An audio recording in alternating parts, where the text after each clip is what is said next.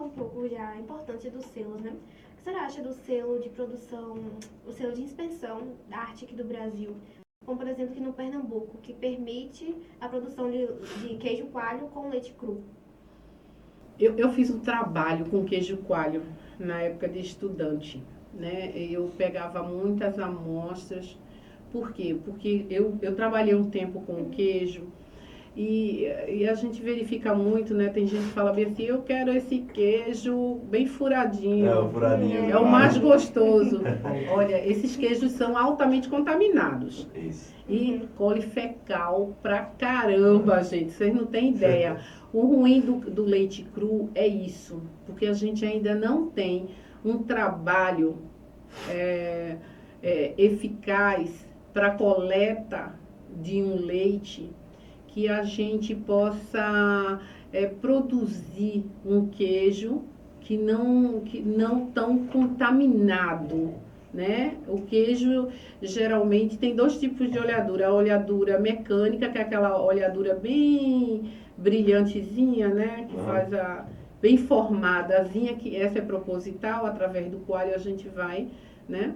Mas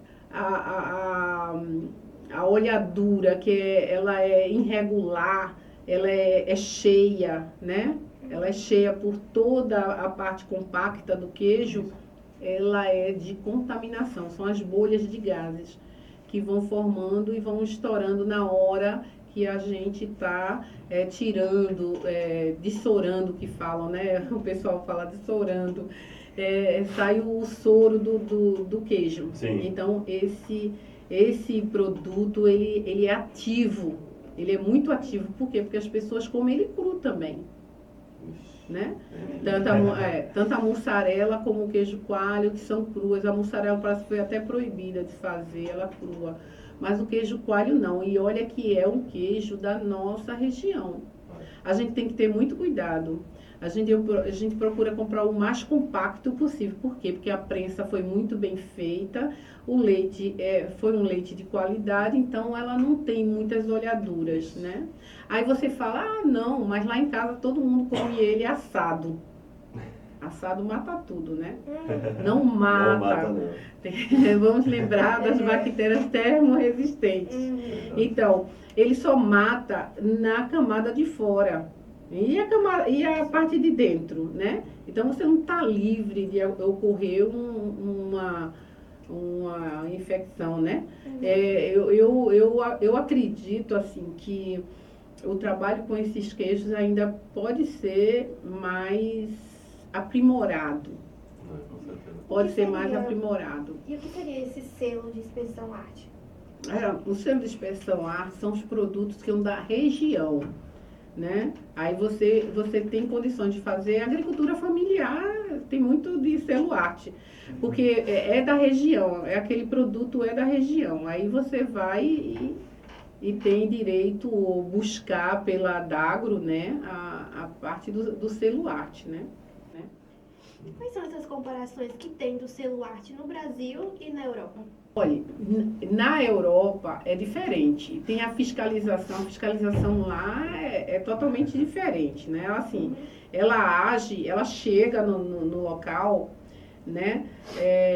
Tem até um professor que está chegando, acho que é hoje, que ele tem uma palestra, ele é da França, ele vai dar uma palestra lá na Rural. Eu vou, é o Pedro, né? Não é, professor? Então, ele fala muito da fiscalização na França, né? Eu acredito que Portugal seja assim também. Então, eles atuam dentro dessas fábricas, desses locais, e ele não deixa haver um refúgio de um produto que foi reprovado. Sim.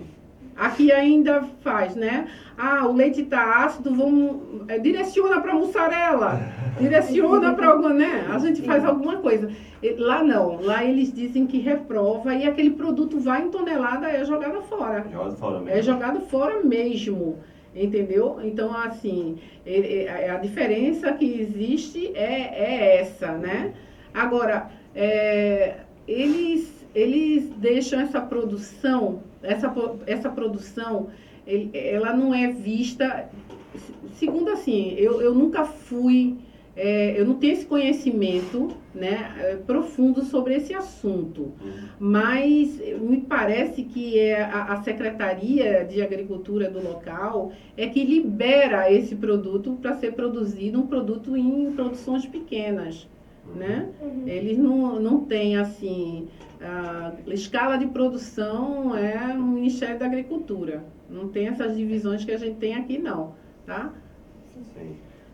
E tem que ter esse cuidado reforçado, justamente a segurança do alimento vem justamente nisso, porque tem várias zoonoses, né, que afetam os alimentos, como por exemplo salmonela, E. coli, que você falou, aí também tem a brucelose, tuberculose, que também já teve casos com leite, né, leite cru e tudo. Isso.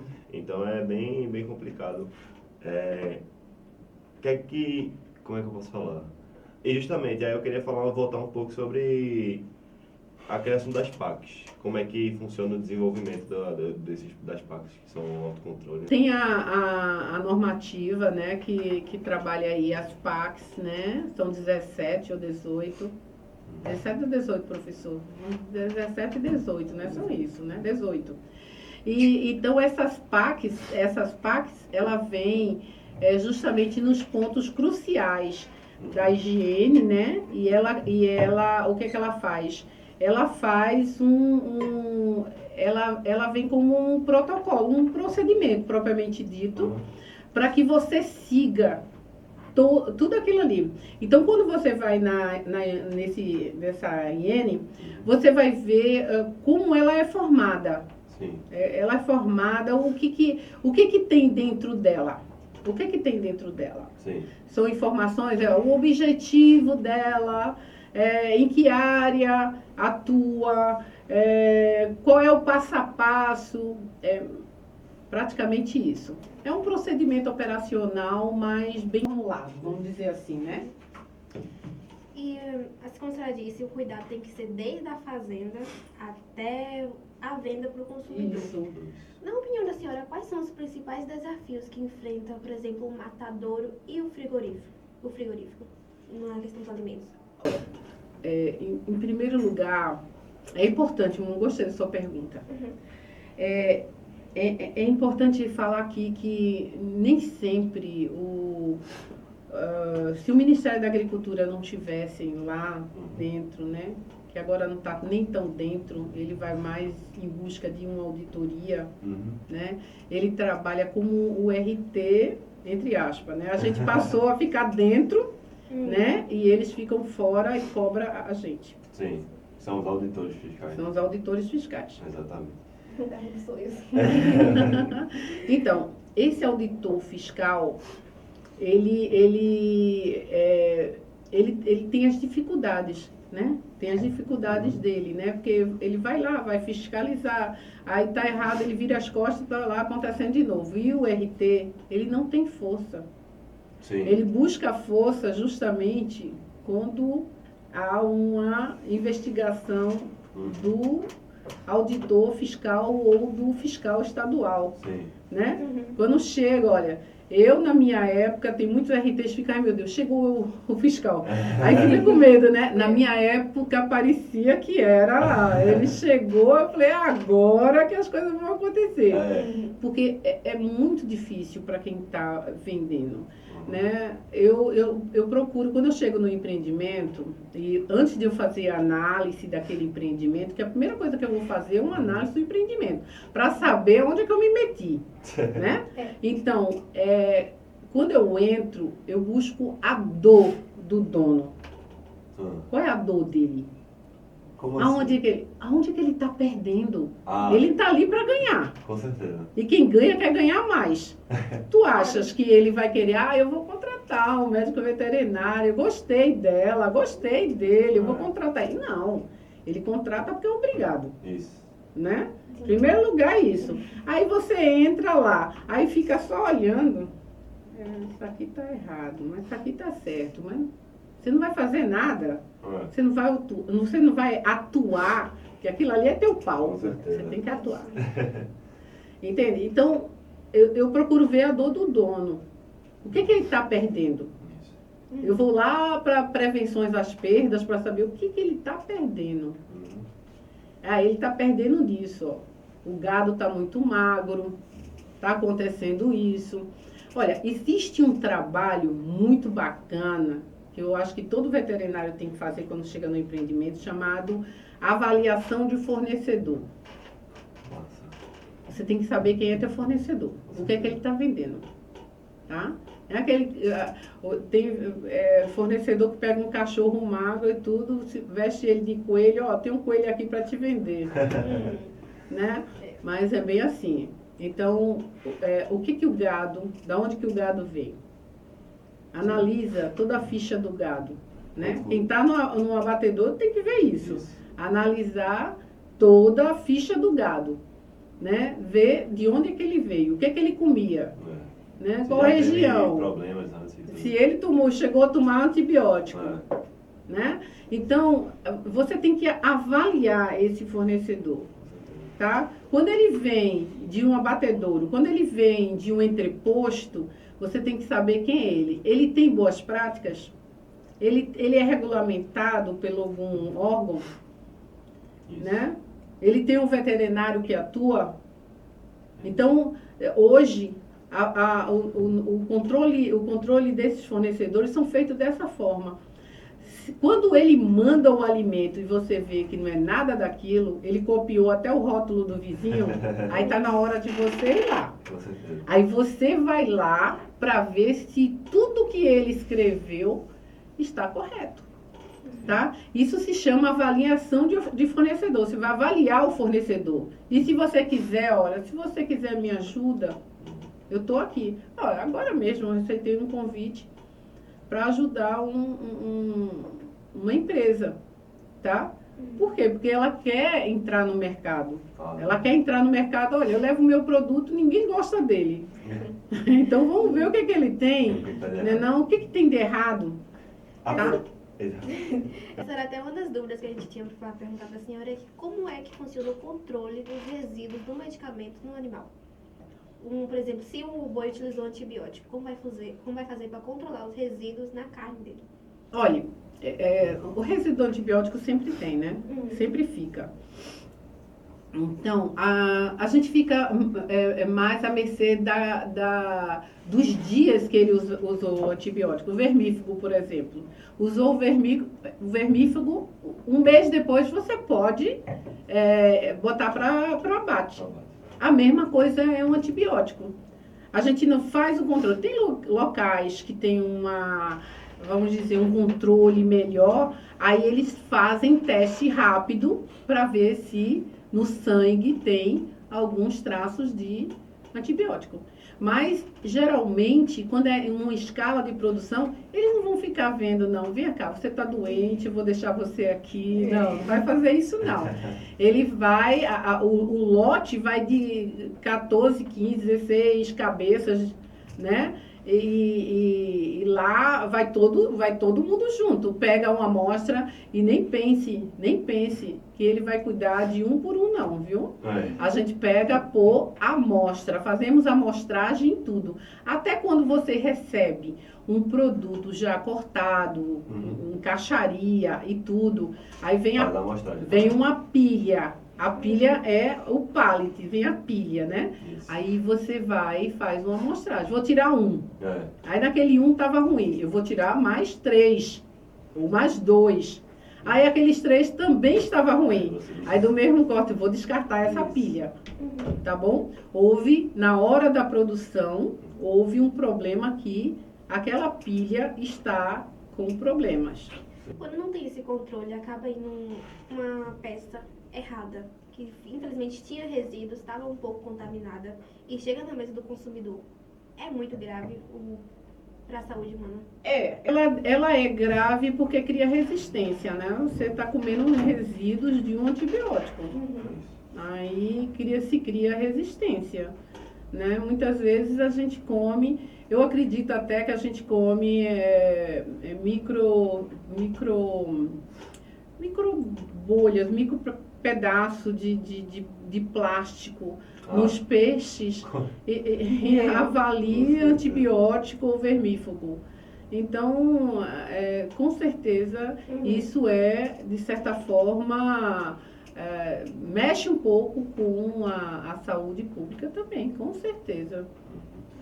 E falando justamente, é até engraçado, né? Que quando a gente fala justamente desses perigos, a gente até falou da praia e tudo mais, vendedores, também tem um, né? Que vai na porta de casa de cada um, o carro do ovo. Eu não acredito que eu vou falar no carro do ovo. Fala do carro do ovo pra gente. No meu Instagram, né? O meu Instagram é consultex.brasil. Não sei se vocês acompanham. Aí tem lá, eu vacinando lá os peixes lá no Rio São Francisco. Eu gosto dessa aventura. Se eu pudesse, eu fazia muito mais. Tem o carro do ovo, né? Tem até uma live falando sobre o carro do ovo. Eu tenho um grande amigo que ele tá fazendo uma live, se não me falha a memória, hoje à noite, tá? Ele é especialista nessa área, né? Aves, ovos. E eu chamei ele para participar dessa live comigo, né? E a gente ria muito com relação ao carro do ovo. O que é, gente, são oportunidades de venda, né? Cai no golpe quem quer. Cai no golpe quem quer. Então, muitas vezes, restos de alimentos, né? Ou alimentos mais envelhecidos, finais de shelf, né? Shelf que é o tempo de prateleira. É o tempo de prateleira, né? Então, o final de shelf, eles pegam esses produtos e misturam ali dentro, nada mais é com uma bandeja de ovos misturado. Tem um que saiu do forno, saiu do forno, tem outro que já tem mais de 30 dias, e assim vai. Então, você quando estoura ele na sua frigideira, vamos lá, ter a sorte, tá. Aí você não sabe se sai um pintinho, se sai com sangue ou se sai altamente empodrecido. Então, esse é a história do carro do ovo, né? É a roleta russa de novo, né? É a roleta russa. Então, vamos dizer, o barato que sai caro. Que sai caro. E também, como é que tá, eu queria que você falasse um pouquinho, justamente por ser uma influência nessa área, né? E como é que tá a empregabilidade? Tá tudo certinho? O mercado de trabalho, estágio? Eu gostaria que tivesse melhor. Assim, dependendo dessa nova regulamentação, né, dessa nova portaria que vai sair, tenho fé em Deus. Pode ser que melhore, né, mas também pode ser que fique como está, né? Eu falo sempre para os meus RTs, né? Para minha equipe. Eu falo muito isso para eles. Mostre que é bom e que é capaz. Mostre que você faz a diferença. Sim. Tá? Então, não adianta você, olha, eu fico com dó, eu fico com muita dó, eu fico muito triste quando eu vejo um veterinário vendendo uma auditoria ou vendendo um diagnóstico por R$50. Eu acho isso, eu gostaria muito que eles entendessem o quanto é importante, né, a profissão dele, o segmento dele, que tem que valorizar, né, que ele precisa ser valorizado e se valorizar. Não é ser só valorizado, ele tem que se valorizar, entendeu? E ficar vendendo isso, tá? Como se isso fosse resposta para alguma coisa. Isso acaba que não adianta para nada, né? Então tá levando assim, na brincadeira, até acontecer um acidente pior, né? E via público e o nome daquele responsável técnico vir às mídias. Até porque médico, nós ainda não, né? Quando a gente for médicos veterinários, estamos mais presentes na vida das pessoas do que elas possam imaginar. Isso. Querendo ou não, uma boa parte da população não sabe. Tudo que a gente falou aqui hoje, que a gente trabalha assim nos supermercados, nos açougues, na produção de queijo, na fazenda. Estamos presentes na maioria do tempo, sempre. E até mesmo nas zoonoses. Tanto de doença que poderia ser passada através do alimento, que graças a nós, médicos veterinários, conseguimos prevenir que a população não fique, principalmente aquela doença que teve, a doença da vaca louca, um surto também. Sim, com certeza. É verdade. Nosso controle foi muito eficaz. Inclusive, eu sempre falo, o veterinário conhece de doenças. Né? As doenças, por quê? Porque a gente já trabalha com elas.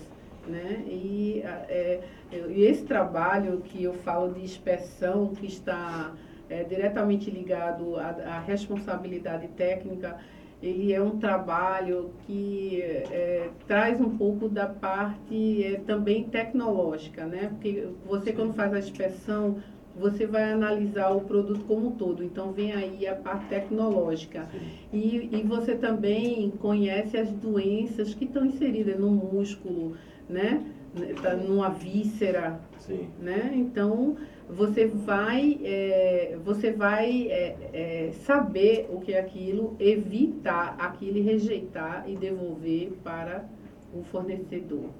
Não é verdade? Descartar. Então, ser descartado, porque geralmente a gente manda de volta para o fornecedor, porque a obrigação dele é ser descartado. Se ele vai fazer alguma coisa... Ou então aquela história de aproveitamento parcial. Ou aproveitamento parcial, Que acaba acontecendo muito, né? Porque acontece. Justamente muitos fornecedores não querem perder aquela quantidade, aquele negócio todo, todo o dinheiro que ele vai perder com aquilo, aí acaba tendo um aproveitamento parcial, que isso, que aquilo, que também pode acarretar em algum problema. Né? É verdade. Então, assim, novamente eu falando sobre a dor do dono, né?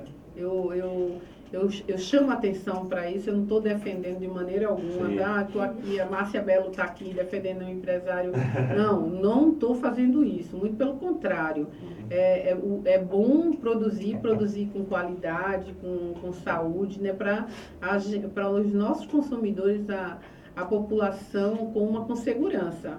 É esse o meu foco. Eu acho que é o foco de qualquer médico veterinário, não é verdade? Então, eu falo um pouco sobre a dor do dono, porque muitas vezes ele é mal assessorado, ele não tá, ele faz as coisas pensando no fruto maior lá na frente, e isso não é verdade, porque o nosso papel é dizer assim para ele, olha, esse fruto ele vai ficar do tamanho que você quer, mas não tem equipamento para guardar ele. E aí? Ele vai ficar fora da refrigeração? É mais ou menos assim. Sim. Entendeu? Então, aquela ganância de venda, de tudo, a gente tem que estudar. Tudo é estratégia. Tudo é estratégia. Eu vou produzir tanto porque eu sei que vou vender tanto. Se eu vendi tanto e ficou gente procurando mais, a oferta foi menor do que a procura, então o que vai acontecer? Eu vou produzir mais um pouquinho mais. Mas eu tenho que ter um local para essa produção. Você não quer produzir, você produz na sua casa um bolo. Isso. Tá? Aí você vem, procura a pessoa procura mais um bolo. Aí você produz mais um bolo.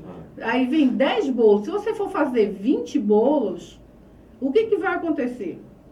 Vai acontecer que vai ficar com péssima qualidade, você vai ter um produto que pode estar até contaminado, porque não deu tempo de você fazer nada. Assim, esse fluxo de produção, ele não foi atendido, porque é um local pequeno, não tinha equipamentos adequados, um ficou esperando para o outro sair do forno, isso já caiu a temperatura, entendeu? Então, é a mesma coisa. Até porque muitas vezes não é uma espera de tipo assim minuta, né? São dias, meses, semanas, entendeu? Aí, eu não tenho onde colocar, eu vou deixar aqui um bocado de iogurte na anticâmara, aliás, na plataforma, e a plataforma não tem refrigeração.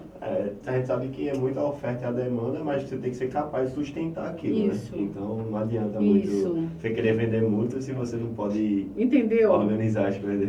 Tem que ter estratégia. Tem que ter estratégia. A mesma coisa quando esses caminhões chegam entra no supermercado. Você vê que eles ficam um tempão lá desligado, né? Aí depois ele vai para a plataforma e aí não tem lugar dentro da câmara. Então ele tem que esperar a câmara baixar para poder entrar. Deveria ser o contrário, né? Você tem que estudar como vai entrar esse produto para ele ser adequadamente acondicionado e sair, quando ele sair, já deixar o cantinho para o que vai entrar. Se não fizer isso é logística, hein? Isso é logística. Isso é logística. Então, se essa estratégia ela não for perfeita, quem que vai sofrer? Quem que vai entrar em sofrimento? O alimento. Ele vai sofrer com isso.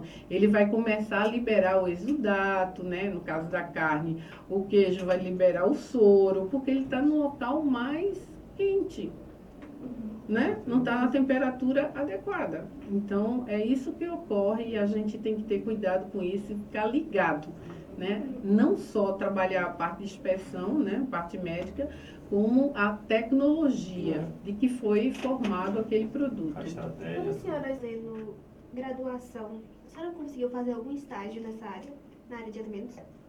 Só. Só fez alimentos. Não fez mais nada, não. Só de alimentos. A Fê não quero nem saber de clínica de pequeno. Não, alimentos. eu fui obrigada a fazer a parte de clínica de pequenos. Eu iniciei, mas assim, só por obrigação, né? Mas depois eu já seguia a minha sabia vida. que não era, né? Eu sempre soube o que queria. Eu sempre soube Legal o que isso, queria. né? Muita gente Eu tenho já sabe. tem até uma fotografia da minha pequenininha, eu acho que eu tinha um ano e pouco. Aí minha mãe dizia que ia sair, mas eu chorava porque eu queria o boné do meu pai. Porque antigamente, quando se passava na faculdade, aí vinha, né? E tinha aquele boné verde escrito veterinária. Aí eu quero dizer, eu já nasci sabendo o que eu queria ser, que eu tinha que colocar aquele boné na cabeça. Meu pai era veterinário. Legal. Entendeu? E trabalhava assim, só que ele era multiuso, né? Que fala muita coisa. Porque no exército. Fala toda hora. No exército ele era do exército, então ele ia transferido para quartel de cavalaria, depois ele ia para. Aqui em Pernambuco ele ficou na subsistência, né? Lá, eu acho que é no Cabanga, né? A sétima região de subsistência. Então é só alimentos ali. Ali tem um monte de câmara frigorífica. E aí ele trabalhou com isso e por isso que você já sabia, já gostava da área. Isso. Então eu via vários locais. E quando eu cheguei aqui na minha época, era muito difícil uma mulher trabalhar com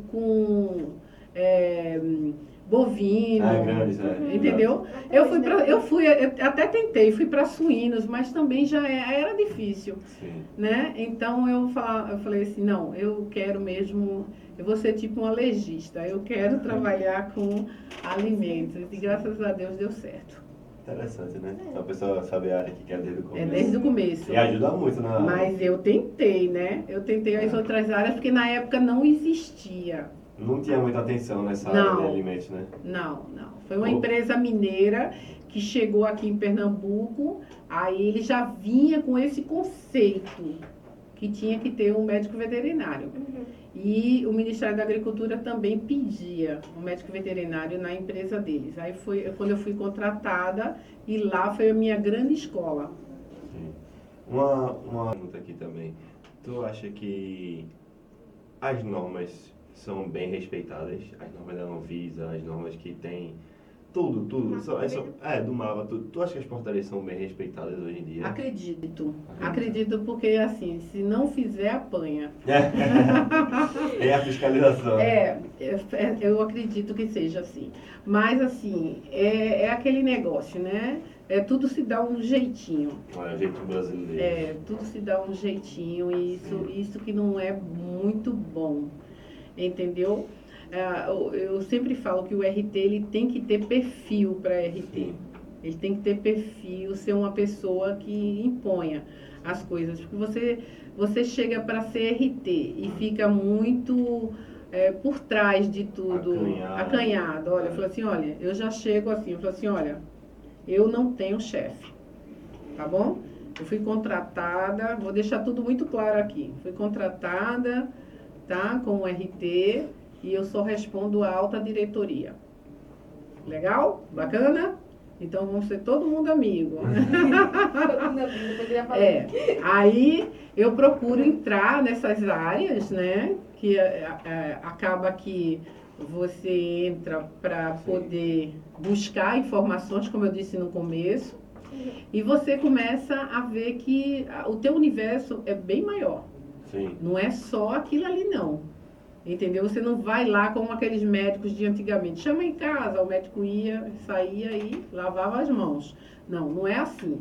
Você chega e você se envolve. Sim. diretamente com todo o estabelecimento. E é por isso que tem que ter pulso, né? Você tem que apertar um pouquinho, não é afrouxar. Sim. Esse, com certeza, como você já falou, a dor do dono. Sim. O dono, ele vai querer ganhar dinheiro. Sim. Quer ganhar dinheiro. E às vezes, tipo, a pessoa deixa passar alguma coisa, porque senão vai prejudicar e acaba... Como eu te falei, a primeira coisa que eu procuro ver é a prevenções às perdas. Sim. Quanto é que vocês estão perdendo? Sim. Perecíveis é algo que se perde muito. Lácteos, carnes, ovos, são o que mais perde. E hortifruti. Perde demais. Então, você vai ver o porquê disso. Sim. Você analisa isso. E a partir do momento que você analisa, eu lhe garanto, você vai ter o resultado que o dono quer. Como funcionaria um estágio nessa área de responsável técnico? Tem estágio na área de responsável técnico? Tem. Como funcionaria um estágio para aprender, justamente para aprender enquanto pode, para quando já formar, quando você forma, as pessoas já esperam que você saiba o que você vai fazer? Quando vem estagiar comigo, as pessoas que estagiaram com a Amanda, a professora Amanda foi minha estagiária. Olha só, o que eu faço? Eu pego um bocado de livro assim, ó, vai estudar. Toma, tá aqui. Eu vou fazer só isso, só isso. Você primeiro vai ver tudo. Eu me lembro que quando eu fiz um estágio, eu não vou nem falar o nome da empresa, porque senão você pode achar que eu fui também aeromoça do 14 bis. Porque é muito antiga. Foi assim que eu cheguei aqui em Pernambuco. Eu fui fazer o estágio nela. E eu tinha uma colega lá, que já estava trabalhando lá, já tinha sido contratada. Ela se formou na minha frente. E então, o chefe dela, né, que era o laboratório, eu gostava muito de laboratório nessa época. Então tinha um laboratório de leite, né? Então o leite entrava, a linha de produção, leite barriga mole, que é aquele leite de saquinho. Sei qual é. O barriga mole. E tinha os de caixinhas, né? Sim. Aquela formação de embalagem Tetra Pak. Então, esse local, ele analisava toda a linha de produção e subia para o laboratório uma amostra e era analisada. E eu, nossa, formada, eu vou pegar agora essas pipetas, tá comigo mesmo, eu aprendi, e que não sei o que, eu vou repicar. Aí eu achava que eu tava com tudo, né? Com tudo. Aí eu cheguei e falei assim para ela, perguntei assim, o que eu vou fazer? Aí ela disse assim, tá vendo aquela pia ali cheia de placa? Você vai lavar tudinho. Eu falei assim, poxa, um colega falar isso pra mim. Aí eu pensei logo na minha mãe, seja humilde. Seja humilde. Eu falo isso muito para alguns estagiários. Aí eu falei assim, tá certo, vou lavar. Aí tava lá a esponja, o detergente. Aí você vai mexer no detergente alcalino, baixa alcalinidade. Você não pode lavar com as mãos, tem que botar a luva. Aí eu botei a luva, isso com muita raiva. Aí eu comecei a lavar as placas. Depois que eu lavei todas as placas, eu fiquei com o jaleco todo molhado. Aí eu olhei assim, tava lá as placas. Aí ela disse, olhou, examinou, bota tudo de volta, vai lavar tudo de novo. E já estava perto de sair. Entendeu? Tinha uma sirene, né, que tocava para todo mundo sair da usina. Sim. Eu tive que lavar as placas. Depois que eu lavei as placas pela segunda vez, isso já com raiva, lavando as placas. Então, quando eu coloquei as placas lá, ela voltou, olhou, aí chamou o chefe. Aí o chefe olhou, não tem jeito não, tem que lavar de novo. Aí eu falei assim, por que você está fazendo isso comigo? Falei para ela. Aí ela falou, isso o quê? Ela falou assim, você está me mandando lavar a placa. Você não quer trabalhar em laboratório? Como é que você vai conhecer uma placa de Petri? Primeira coisa que você tem que conhecer é a higiene dela. Vem cá. Ela pegou uma lanterninha, uma luz. Olha aqui. A placa estava suja. Eu não lavava aquele direito. Imagine os pratos da minha casa. Eu tenho um irmão que gosta de examinar. Então, aquelas placas realmente ficava com um meio de cultura grudado que eu não via, Sim. entendeu? Ele ficava com aquele meio de cultura bem, o filme, né? Ele estava bem ali no rasinho, mas ou então na veste da placa, e eu não via. Tem que conhecer, né? Aí, Nossa, no dia que eu lavei, eu falei assim, eu fiquei lá, eu acho que eu fui umas 3 vezes, era durante a semana toda, algumas horas, mas acho que da terceira, quarta vez ela falou assim, agora sim. né? Eu fiquei muito orgulhosa de mim. Então, todo mundo que vinha trabalhar comigo no laboratório falou, vai lavar as placas. Já aprendeu, já. Eu aprendi, porque a gente não pode colocar ali uma amostra numa placa suja. Então eu não vou, eu vou jogar um papel no chão porque eu sei que a prefeitura vai vir e vai limpar. Isso não está certo, né? A gente tem que ter essa consciência.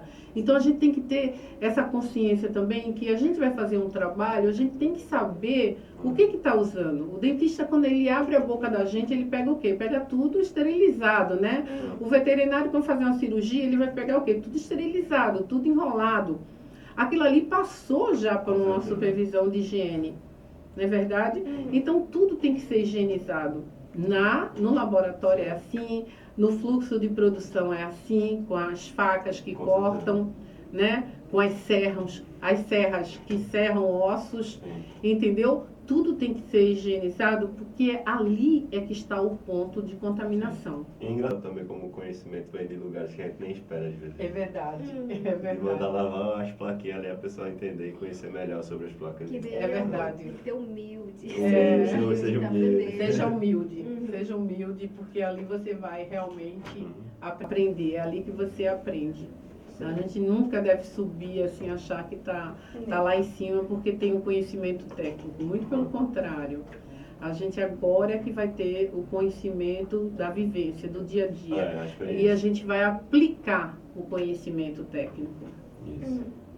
Mudando um pouquinho de assunto, a senhora poderia falar um pouco sobre o mel? O mel, ele não é perecível? É perecível. E é muito contaminante. Não, mel não é Deixa perecível. o mel lá que ele vai Nossa, mel é. E até mesmo porque ele é manipulado, né? Isso. Olha, mel é uma coisa altamente contaminada.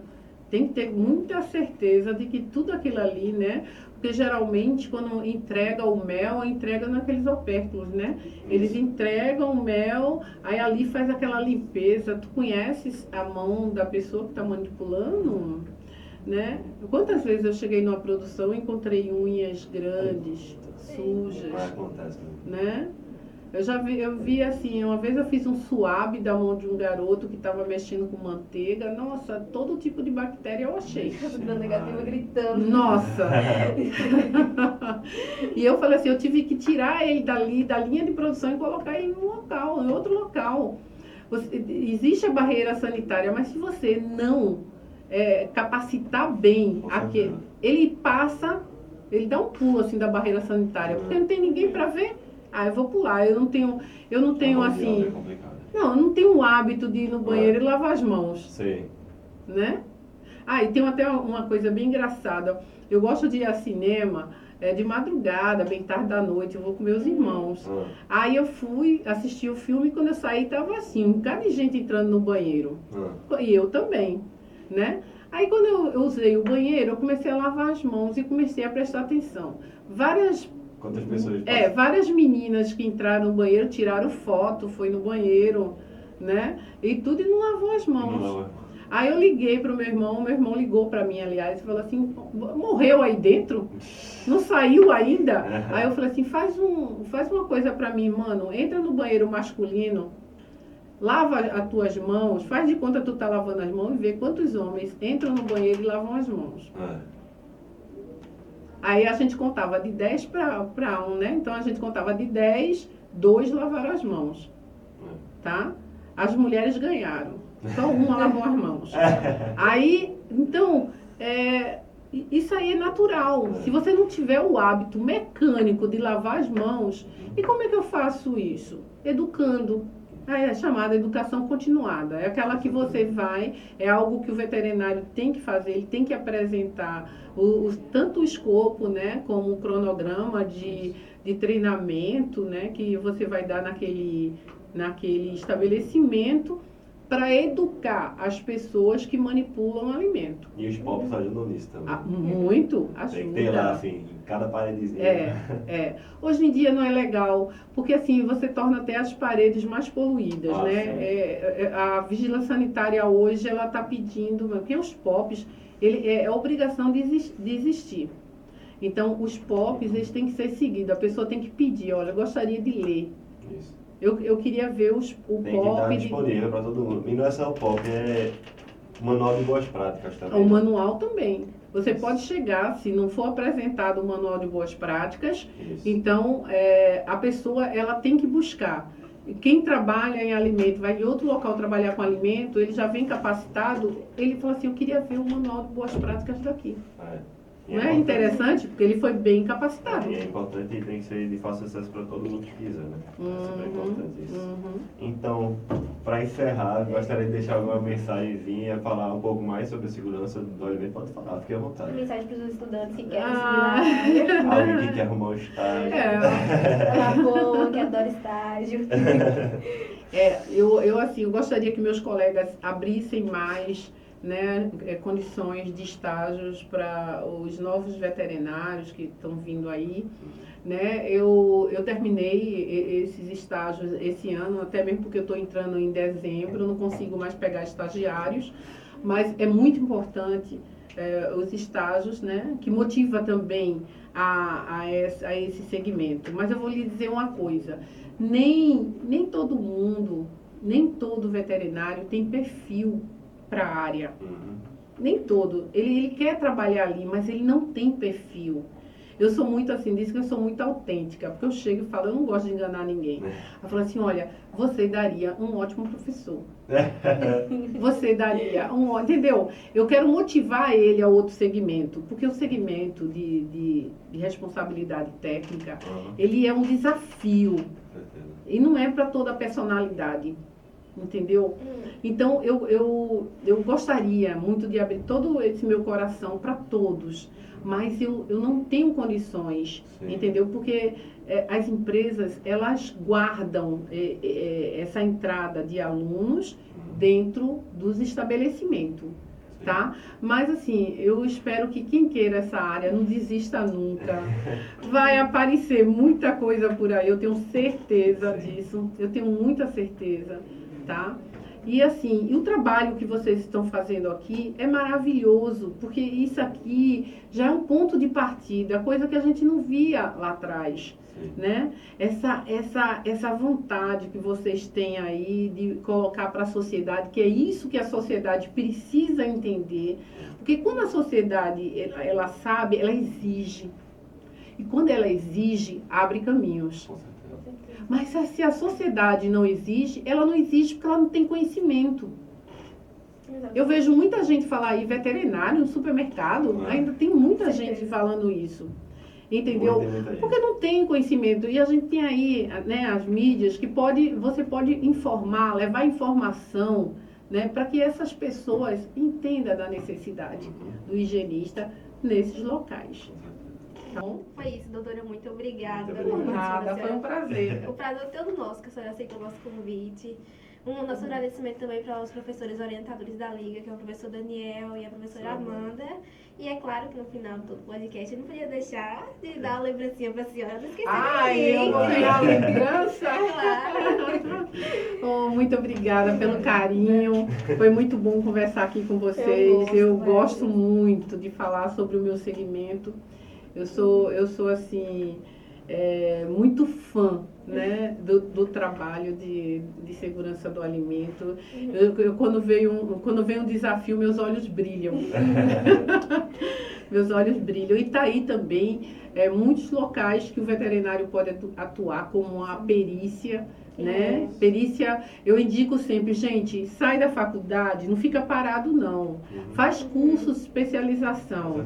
Pode fazer curso de gestão de pessoas, que você vai lidar com muita gente. você pode fazer cursos de perícia, você pode fazer vários cursos que vai envolver o seu trabalho. Sim. Entendeu? É a técnico e logística, para entender um pouco de logística. Então,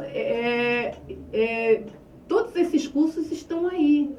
Tá? Então, a gente tem que estar aberto a tudo isso para poder aperfeiçoar mais o trabalho do RT. Tá Muito bom? obrigada, doutora. Muito Todo o obrigado. conhecimento É um que a senhora prazer. passou pra gente. Ai, foi bom Super demais importante. conversar com vocês. E foi isso, gente. Chegou ao fim mais um dos nossos podcasts. E não deixe de acompanhar, se inscrever no canal, deixar o like e compartilhar com a turma de vocês. E até o próximo. O nosso muito obrigada. Tchau, tchau. Tchau. Vou lá fora bater palma, todo mundo chega aqui.